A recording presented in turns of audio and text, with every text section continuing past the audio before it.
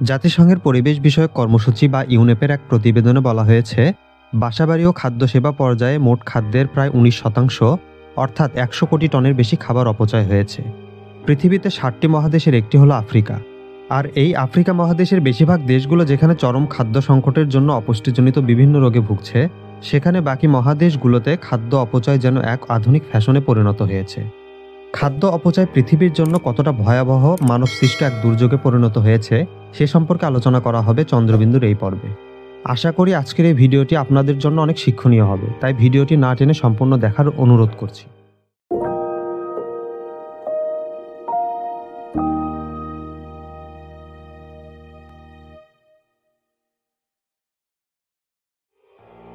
বিশ্ব স্বাস্থ্য সংস্থার মতে আফ্রিকা মহাদেশের বিভিন্ন অঞ্চলের লোকজনরা স্বতন্ত্র যুদ্ধ, দারিদ্রতা, জলবায়ু পরিবর্তন, খাদ্য অনিরাপত্তা ও রাজনৈতিক অস্থিরতার কারণে অতি মানবিক সংকটের মুখোমুখি রয়েছে। 2022 সালের তথ্য মতে আফ্রিকার দেশ বুর্কিনা ফাসো, উত্তর ক্যামেরুন, নাইজার, চাঁদ, মালি, উত্তর পূর্ব নাইজেরিয়ার প্রায় 3,30,00,000 লোকের নিরাপদ জীবন ব্যবস্থা হুমকির মধ্যে রয়েছে। আফ্রিকায় বিপুল সংখ্যক মানুষের এসব সমস্যার মধ্যে নিরাপদ খাদ্য ব্যবস্থায় প্রধান সমস্যা হিসেবে পরিগণিত হয়। যেখানে আফ্রিকা মহাদেশের এই বিপুল সংখ্যক মানুষ ক্ষুধা দারিদ্রতার মধ্যে প্রতিনিয়ত তাদের সময় অতিবাহিত করছে, তাদের কাছে বিলাসিতা মানে একবেলার খাদ্য সংগ্রহ করা। একবেলার খাদ্য সংগ্রহ করতে পারলে রীতিমতো তাদের উৎসব লেগে যায়। সেখানে উন্নত সভ্যতার ধোঁয়া তুলে আমরা বিপুল পরিমাণ খাদ্য অপচয় করে যাচ্ছি। শুধু আফ্রিকার দেশগুলোর চিত্র এরকম নয়। পশ্চিমা বিশ্বের চক্রান্তে আরব বিশ্বের দেশ ইয়েমেন, সিরিয়া, ফিলিস্তিনে যে ভয়াবহ খাদ্য সংকট, তা যে কোনো বিবেকবান ব্যক্তির হৃদয়কে বিক্ষত করে। সেসব দেশের লোকজনরা না খেয়ে দিনের পর দিন অতিবাহিত করছে, এমনকি তারা ঘাস লতাপাতা খেয়ে জীবন ধারণ করছে। সেখানকার গর্ভবতী মায়েরা পর্যাপ্ত খাদ্য ও পুষ্টির অভাবে বিকলাঙ্গ শিশু জন্মদান করছে। শিশুদের প্রয়োজনীয় খাদ্যের অভাবে দেহ কঙ্কালসারে পরিণত হয়েছে। আর অপরদিকে অন্য দেশগুলোতে চলছে খাদ্য অপচয় করার এক মহোৎসব।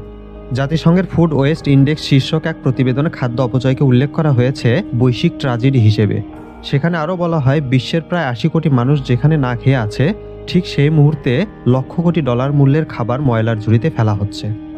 জাতিসংঘের পরিবেশ বিষয়ক কর্মসূচি বা ইউনেপের প্রতিবেদনে বলা হয়, বিশ্বের বেশিরভাগ খাদ্য অপচয় হয় বাসাবাড়িতে। বিশ্বে যে পরিমাণ খাদ্য অপচয় হয় তার 60% খাদ্যই বাসাবাড়িতে অপচয় হয়। বাকি খাদ্যের 26% রেস্তোরাঁতে ও 14% বাজার ও খাদ্য প্রসেসিংয়ের স্থানগুলোতে। জাতিসংঘের ফুড ওয়েস্ট ইন্ডেক্স রিপোর্ট 2024 অনুযায়ী বাংলাদেশের খাদ্য অপচয়ের প্রবণতা ভারত, রাশিয়া, যুক্তরাষ্ট্র ও যুক্তরাজ্যের চেয়েও বেশি।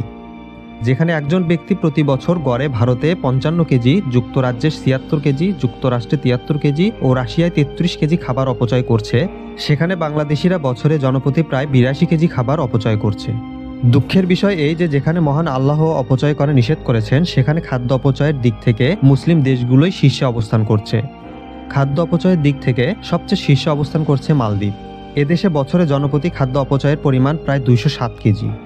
আর সবচেয়ে কম অপচয় হয় মঙ্গোলিয়ায়। এদেশে বছরে জনপ্রতি খাদ্য অপচয়ের পরিমাণ প্রায় 18 কেজি।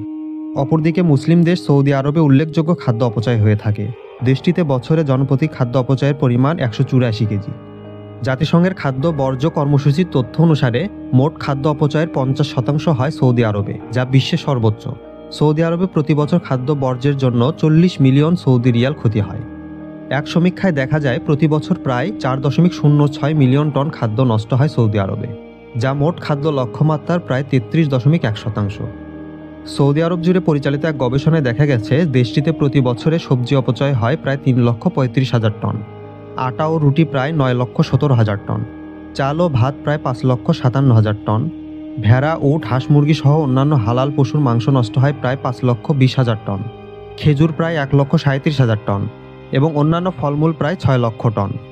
জাতিসংঘের ওই প্রতিবেদনে আরও বলা হয়েছে, উড়োজাহাজ চলাচল থেকে যে পরিমাণ কার্বন নিঃসরণের মাধ্যমে বৈশ্বিক উষ্ণতা বাড়ছে, তার চেয়ে 5 গুণ উষ্ণতা বাড়ছে এসব খাদ্য বর্জ্যের মাধ্যমে।